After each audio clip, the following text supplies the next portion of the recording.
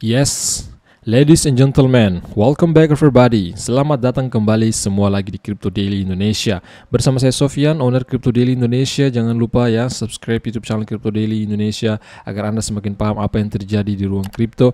Anda akan mendapatkan berita-berita menarik setiap hari. Teman-teman semua, apa yang terjadi di lingkup di ruang cryptocurrency. Big news hari ini. Walaupun ada beberapa berita yang baru saya akan sampaikan pada hari ini di berita di beberapa hari yang lalu ya, tentang Ledger meluncurkan namanya Ledger Recovery teman-teman semua. Nah, memang berita ini 1 hari yang lalu kami baru sempat menyampaikan ini agar Anda paham apa yang terjadi sebenarnya dengan Ledger, karena di beberapa hari yang 1 hari yang lalu ya, berita tentang Ledger ini tentang pembaharuan firmware mereka ke depannya ya teman-teman semua, yang mereka namakan Ledger Recovery.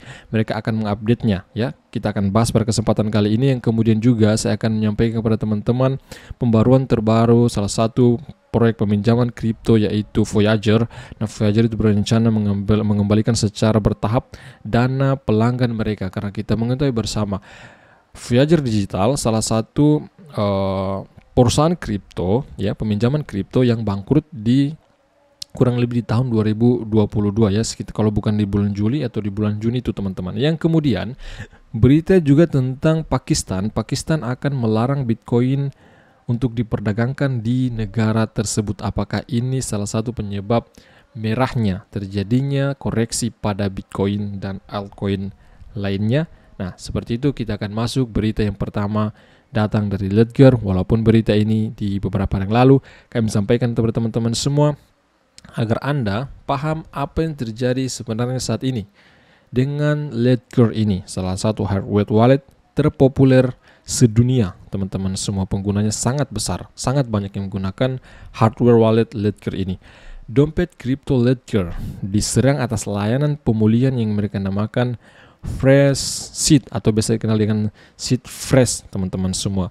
Pembaruan baru dari penyedia dompet kripto Ledger memungkinkan pengguna menautkan Fresh Seed atau Seed Fresh. Ini tertranslate ke bahasa Indonesia ya. Kenapa kami sampaikan seperti ini? Tampilan seperti ini merupakan cara kami Crypto Daily Indonesia agar teman-teman mudah pahami apa sebenarnya yang terjadi di ruang kripto melalui cara kami, melalui versi kami. Mereka ke password atau kartu identitas mereka. Next, penyedia dompet perangkat keras atau hardware wallet Ledger telah menimbulkan kegemparan online setelah merilis layanan yang namanya Ledger Recovery terbaru dalam pembaruan firmware terbaru mereka. Maka ketika pembaruan firmware terbaru mereka nanti maka akan diterapkan namanya Ledger Recovery, dan ini pengguna yang ingin menggunakan layanan ini ya, maka Anda akan membayar sekitar $9 per bulannya teman-teman semua ya. Seperti salah satu diungkapkan oleh salah satu pemimpin dari Ledger, tujuan daripada diterapkan sistem ini tujuannya apa? Untuk membuat dana Anda semakin aman. Tetapi sebagian orang mengatakan ini salah satu langkah yang dilakukan bisa menimbulkan pencurian data identitas, password, dan lain sebagainya. Singkatnya, teman-teman semua ya, perhatikan, ini adalah layanan pemulihan kunci berbasis ID yang mencadangkan phrase unggulan pengguna. Untuk menggunakan layanan ini, pengguna harus memberikan password atau kartu identitas nasional untuk mengkonfirmasi identitas mereka. 3 fragment ya. Jadi di sini jika Anda ingin mengakses dan dompet Anda, maka Anda butuh namanya 3 fragment. 3 fragmen transkripsi akan dipercaya oleh penjaga Ledger, CoinCover, dan penyedia ketiga. Beberapa pengguna khawatir mereka sekarang harus bergantung pada keamanan perusahaan ini. Ini salah satu alasan kenapa beberapa orang ya tidak sepakat dengan apa yang dikatakan, apa yang diluncurkan oleh Ledger ini teman-teman semua, karena mereka gantungkan keamanan kita di perusahaan-perusahaan ini. Ada beberapa pihak ya, ada 3 pihak dari Ledger, CoinCover, dan juga penyedia ketiga.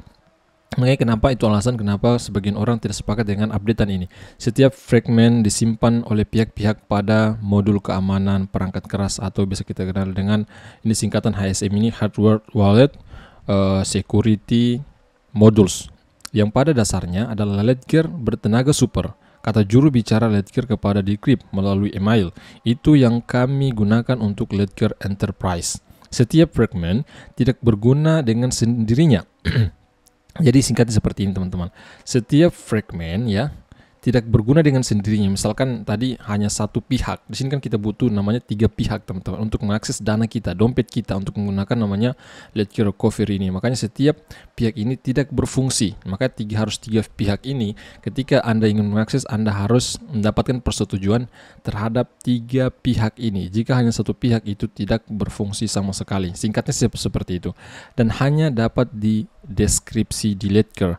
Mereka benar-benar aman. Itu kata juru bicara Ledger mengatakan seperti itu. Ini benar-benar aman. Tetapi sebagian orang tidak meyakini itu, teman-teman semua. Meskipun layanan ini mengharuskan pengguna untuk ikut serta dan membayar biaya bulanan sebesar $9,99, beberapa orang khawatir bahwa hal ini bahkan dapat menimbulkan resiko keamanan bagi mereka yang tidak ikut serta, ya. Kurang lebih seperti itu, teman-teman semua. Apa yang terjadi sebenarnya dengan Ledger, kenapa banyak berita memberitakan tentang pembaharuan apa yang terjadi sebenarnya dengan Ledger ini. Yang kemudian big news berikutnya, Voyager Digital. Kita akan berbicara tentang Voyager Digital. Voyager Digital akan mengembalikan dana kreditur mereka secara bertahap. Dan mereka menyediakan sekitar 1,3 miliar US dollar untuk mengembalikan secara bertahap dana-dana pelanggan mereka, teman-teman semua. Voyager, pialang kripto yang bangkrut, ya, diselesaikan untuk membayar sekitar 1,3 miliar dolar kepada kreditur. Voyager mengatakan pembayaran awal akan dilakukan baik dalam kripto melalui aplikasi Voyager atau tunai setelah masa tunggu 30 hari. Next, Hakim Michael Wills menyetujui rencana likuidasi perusahaan yang memungkinkan Voyager mengembalikan sekitar 1,33 miliar kripto kepada pelanggannya. Next, menurut informasi yang diberikan di situs web Voyager, seperti tersebut memiliki aset senilai 1,33 miliar US dollar yang setara dengan 75,68%, ya. Dana 1,3 miliaran ini setara dengan 75,68% dari nilai agregat klaim pelanggan, ya, kurang lebih seperti itu, terhadap properti Voyager. Namun karena hambatan tertentu, pelanggan hanya boleh mengantisipasi pembayaran awal sebesar 35,72%. Jadi pelanggan ini kemungkinan, ya, hanya menerima untuk secara bertahap, teman-teman, ya, untuk tahap ini sekitar 35,72% dari klaim mereka. Seperti itu intinya. Pada kesempatan kali ini berita tentang Voyager bahwa mereka berkomitmen untuk mengembalikan dana pelanggan mereka. Voyager ini salah satu perusahaan peminjaman kripto yang mengajukan kebangkrutannya di tahun lalu, di tahun 2022. Yang kemudian berita yang kurang bagus datang di tengah-tengah kita bahwa Pakistan akan melarang Bitcoin dan semua layanan terkait secara nasional dengan langkah-langkah yang sudah berjalan. Next, terlepas dari investasi aset digital yang cukup besar yang dilakukan oleh warga Pakistan, pihak berwenang di Pakistan berencana untuk melarang semua layanan dan aktivitas Bitcoin berbasis internet. Pejabat pemerintah Islamabad, ya, telah mengambil sikap tegas terhadap legalisasi uang digital yang tidak diatur. Dalam pernyataan kepada para senator, menteri dengan tegas mengatakan bahwa Bitcoin tidak akan pernah dilegalkan di Pakistan. Menurut laporan media lokal, pemerintah Pakistan mengumumkan pada hari Rabu keputusannya untuk menangguhkan layanan Bitcoin online di negara tersebut. Tujuan utama dari tindakan ini adalah untuk mengekang transaksi terlarang yang melibatkan aset digital. Mungkin, ya, kemungkinan ini salah satu penyebab kenapa kripto kembali memerah. Mengapa kripto kembali terkoreksi? Karena Pakistan ini salah satu negara yang lumayan juga banyak, ya, orang-orang di sana menggunakan Bitcoin, berinvestasi di Bitcoin, di altcoin, ya, seperti itu, teman-teman semua.